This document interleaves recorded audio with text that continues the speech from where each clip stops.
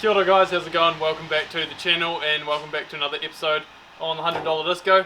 Today we are just doing a wee proof of concept. We've got coilovers to mount, and before we tear into it, bending tubes and using material up, we just want to make sure that our ideas are going to work. So during the week I got some goodies arrived from Ramped Customs over in Australia. We've got these mid-mount lower coilover brackets to go on the back of the axle tubes. Absolutely beautiful pieces of kit. And then we've also got upper ones as well. It's set to suit Profender Coilovers because, little teaser, we've bought some new coilovers. So yeah, the idea today, try not use any material up. We've just got some random pieces of scrap here, and basically we put this crossbar in with kind of just a plan of trying to get it as low down as possible. However, it's looking like if we bring a bar straight back from here, it's going to have us at the right height to put this upper coilover bracket in, and then it should be the correct spacing at full bump that we're using the full range of the coilovers travel, so it should be at pretty much full compression. We could take some measurements, but it's just a whole lot easier just to throw a couple welds, stick some tubes together, tack it all up and throw it in, and fingers crossed it all works out.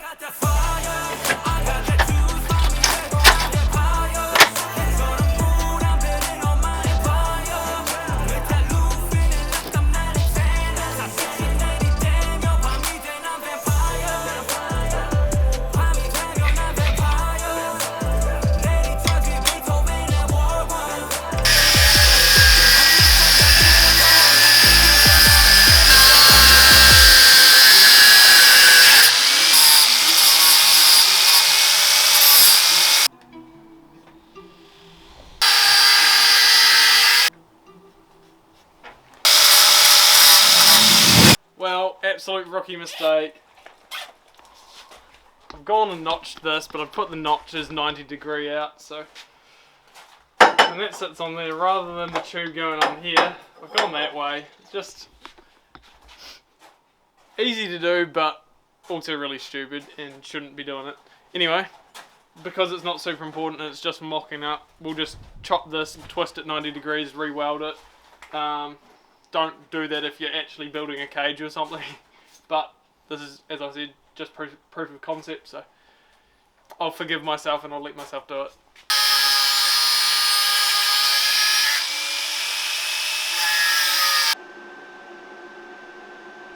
Well, we've got the tube cut and rotated so that now the notches are, in the correct orientation. Matt's never welded before, really, so... Only on a crusty old arc welder. Yeah, so he's never MIG'd before anyway, so figured being just a placeholder, it's a perfect opportunity to let him have a go. We're just going to tack this thing up and throw it in. So yeah. I missed. Hey, don't look at that.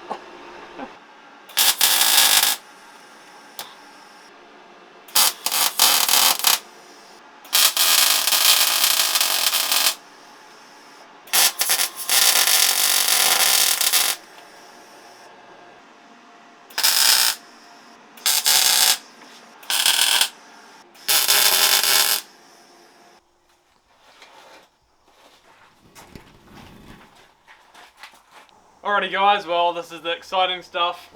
These are the new coilovers we're putting in. We did have some old Amateur Extreme ones, which you may remember. We decided to sell those on. Nothing wrong with them, just needed some servicing, a bit of love. But I thought, hey, why not upgrade to these new ones? These new ones, they have clickers on them, just like the shocks on Lando. They're 8-way adjustable on compression only. But yeah, they're a Profender 14-inch travel coilover, so heaps of travel. 2.0 body, the last ones were 2.5, so we have dropped down to a 2.0, but that will actually help us when it comes to packaging, because once they've got a spring on them, they're a decent size to try to squeeze between the chassis rail and the wheel. So just before we throw these in, they come from the factory with gas in them. So it's all pressurized, so as soon as you cut this cord, it'll push apart. So we need to release the gas out of the reservoir so that we can you know, compress them to put them in at full bump. So I'll just do that. It's a normal, like, I think it's a Schrader valve, just like a normal car tyre valve. I've just got a valve removal tool, and then there's a lot of pressure that'll come out, but I'm just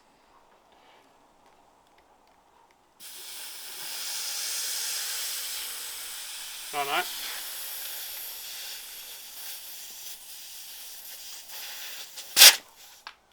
It was nice and controlled that time. That's a win.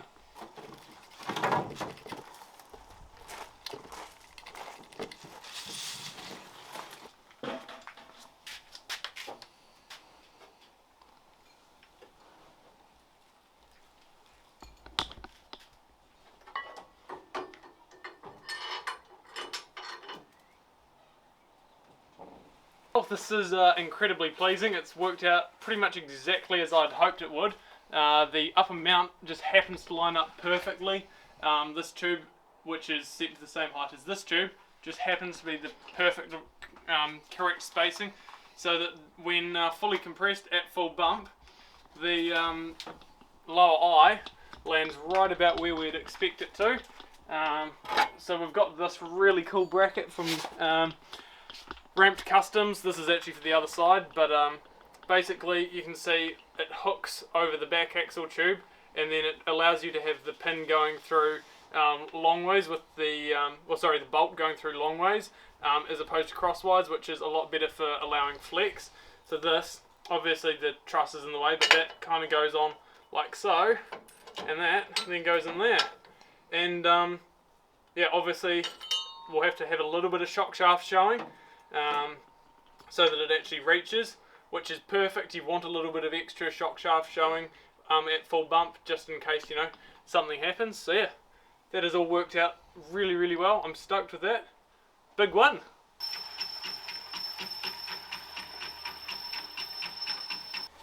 Right, so what we were doing there is just checking for clearance between the disc there and the upright, just to make sure that there aren't going to be any clearance issues when we actually go and mount these in the vehicle.